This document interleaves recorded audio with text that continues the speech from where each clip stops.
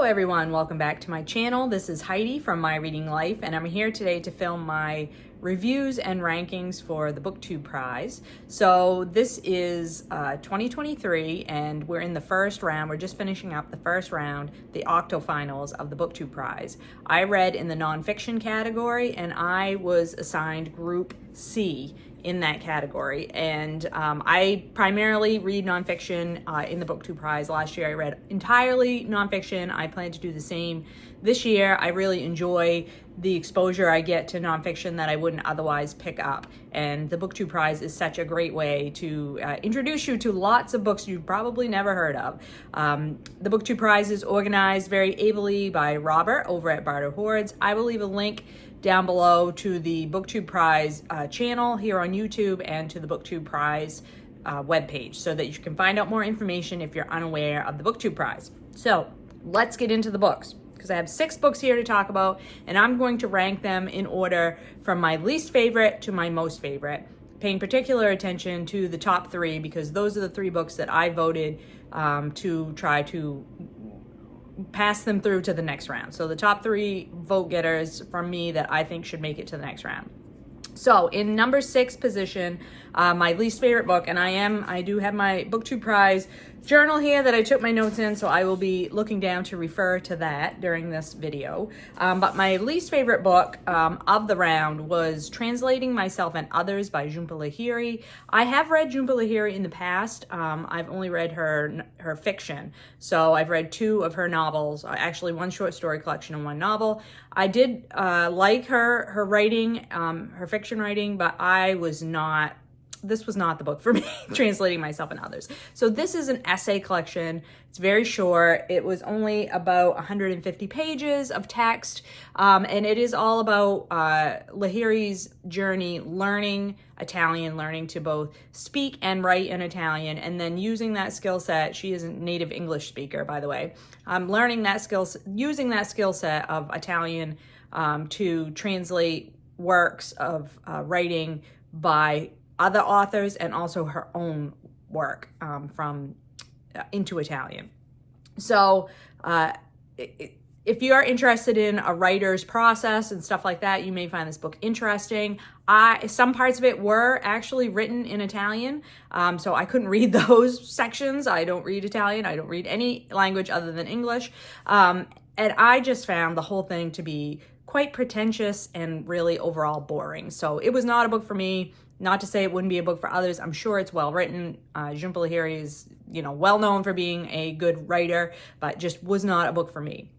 Then in the 5th position, I voted for How to Stand Up to a Dictator, The Fight for Our Future by Maria Ressa. So Maria Ressa was born in the Philippines, and this book is all about her experience speaking out to power in the Philippines.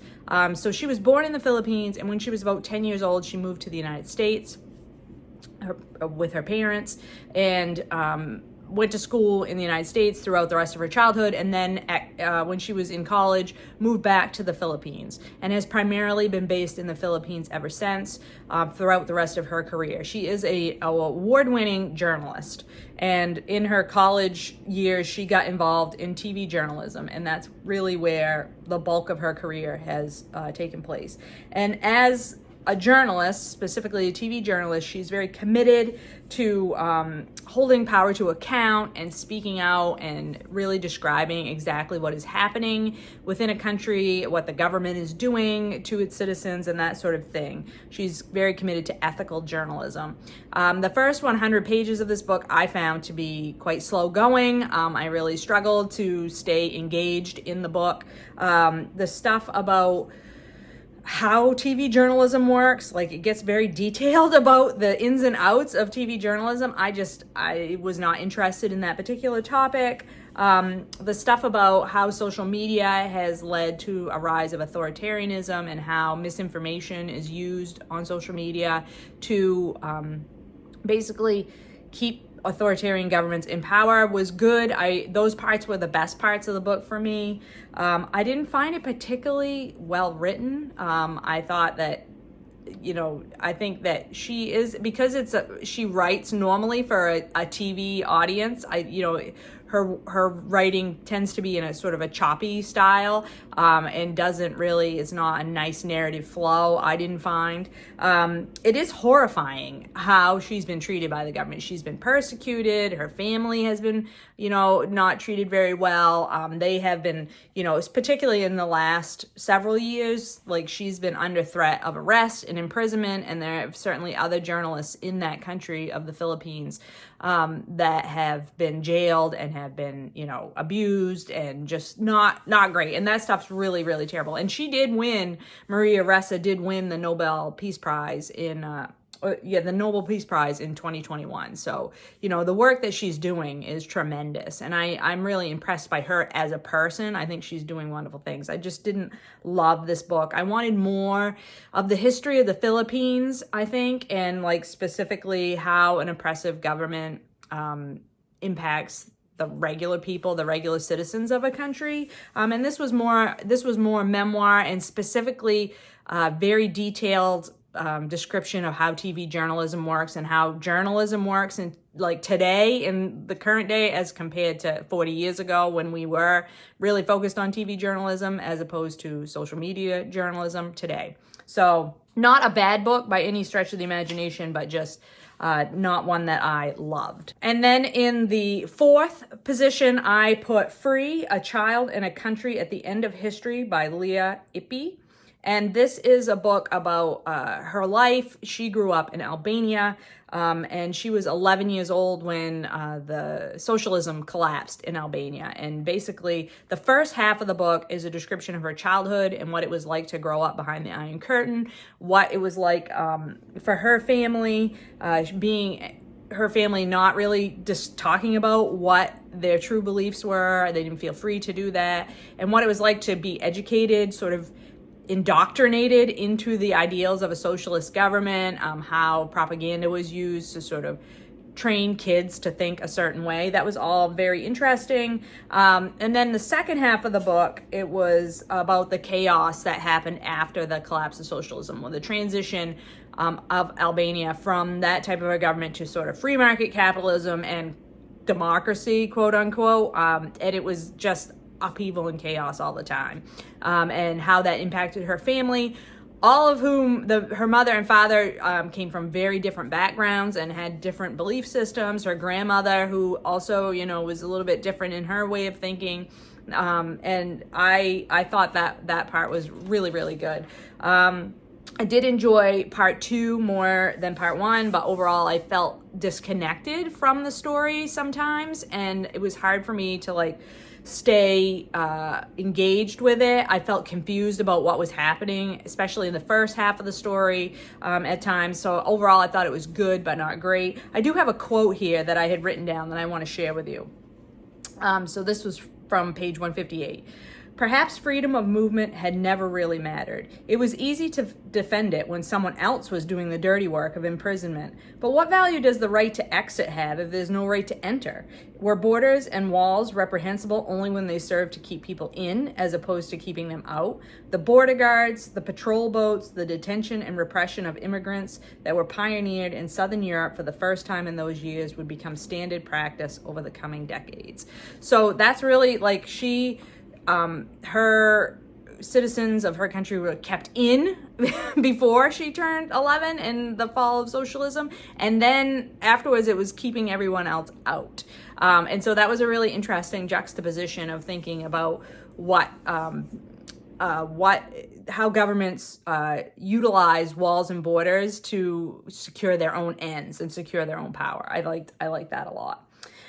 So in these next 3 books, these are my top 3 books, and these are the books that I voted to go on to the next round. So the first book is another collection of essays. This is Bodywork by Melissa Febos. I've never read anything by this author before, and this is like I said, an essay collection. And Febos is a gay author. She's also a recovering heroin addict, and she was formerly a sex worker. So she has a very interesting background and voice, which I really, really loved in this collection. It's very short. It was only about 150 pages again. And I loved the first essay. I thought the first essay was outstanding, all about feminism and how women are treated, and how women are not treated equally in the world, and how nobody wants to hear about women's emotions or women's feelings, and everything. You're supposed to suppress all of that stuff and how that impacts women. She's making great points about gender and sexuality, and she talks about her writing process quite a bit, and sex and religion and things like that. The last essay, I think, really kind of lost me. It really got into more of how writing is used sometimes by authors to sort of process their own trauma. And I was less interested in her discussion of writing as a craft and more interested in her sort of thoughts and analysis of culture and different aspects of her life story, which she's so fascinating, and the things that she did when she was younger, and then sort of has gotten her life, brought her life into a much different direction. I found that all to be incredibly fascinating. So overall, I really liked this essay collection. I gave it a 4 stars, and I think that I would like to read more by this author. And then in the second place position, I put a work of history. That's Secret City, The Hidden History of Gay Washington by James Kirchick. And this is just what it says on the tin. This is a very detailed history of gay people who worked and lived in Washington, D.C., particularly through the second half of the 20th century. So from World War II to the present day. And it was very good, if overly detailed in parts for some readers, I would imagine. I liked it that way because I like detailed histories, nonfiction histories, but I can see how some people would not get along with that. It was very long. It was like over 800 pages. But I really enjoyed it. I thought it was fascinating. I will say it's because of the way the culture was set up at that time period, it's heavily weighted towards men. Very few women that are discussed. There are some, but it's much, much less than the men. And that is just a function of how our culture was set up at that time period. But it does trace how gay people were allowed or not allowed to participate in our society, and in particularly in our government throughout those years, because things were a lot different before World War II for homosexuals in government. So it just traces the discrimination and the persecution that people went through.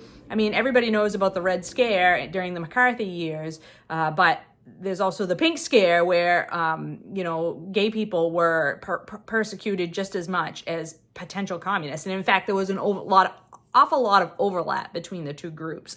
It also takes us through the AIDS crisis and how that impacted people, and really awful discriminatory practices by our own government. I mean, this wasn't even just in the cultural zeitgeist. This was specific policies that were in place and were enforced by the government. Really, really interesting, but also really awful. I really enjoyed learning this history. A lot of it I did not know. And it was also set up so that each section was through the lens of a president. So it went in chronological order through the different presidents. And so you looked at this history through the lens of those specific presidential administrations. And because I've been doing a lot of reading about presidents with my presidential reading challenge, I really like that lens. I really like how this book was organized and set up. That worked really well for me. So that was second place, also a 4-star read for me.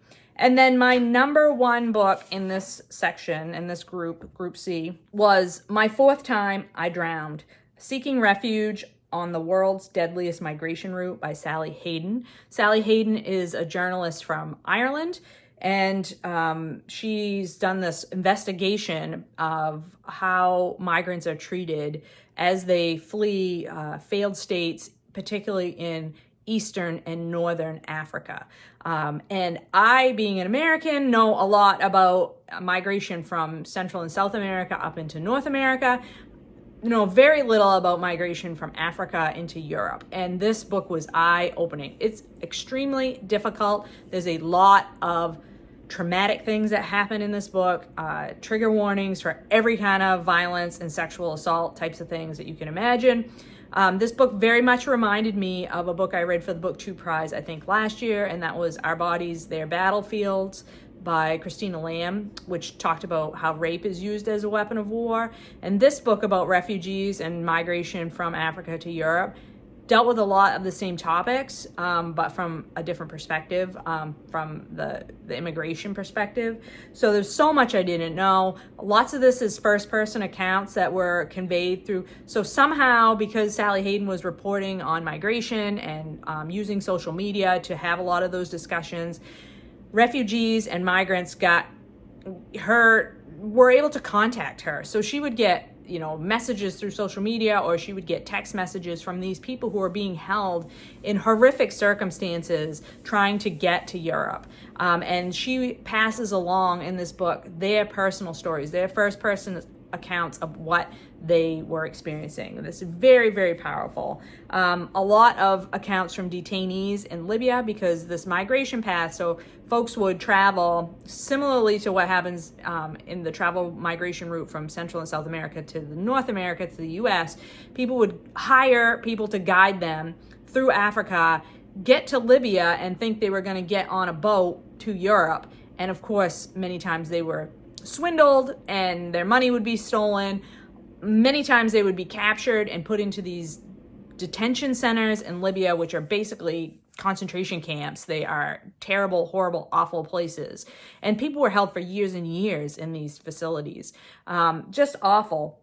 This book talks a lot about the failure of global humanitarian agencies to provide the services that they say they provide, particularly the UN and other global migration organizations. The only group that comes off in any way well in this book is Doctors Without Borders. The rest of them are corrupt and horrible and not doing what they say they're doing. And there's a lot of money changing hands. Like, the governments in Europe are paying these organizations to do certain things that are not being done. And on the other hand, the governments of Europe are paying the Libyan Coast Guard to intercept migrants on the ocean in the Mediterranean Sea to stop them before they get to Europe, and turn them back. And when they get turned back, they get put into these detention centers. So the quote here is, "Refugees did not know the whole odyssey could end in a rescue that was not really a rescue, and an indefinite confinement in a prison that was not officially a jail." And that is what would happen, is these people would pay to travel across the water to Europe, and they would not make it, and they would get stuffed into these detention centers where they weren't fed. There wasn't adequate bathroom facilities. It wasn't safe. Like, they were just being held in these basically big warehouses, like 500 people, 1,000 people, 2,000 people just crammed in. Like, so many people crammed in that they couldn't lay down. They had to take turns. Like, everybody would stand up and let one person lay down to sleep. They would survive on like a bowl of rice a day for years.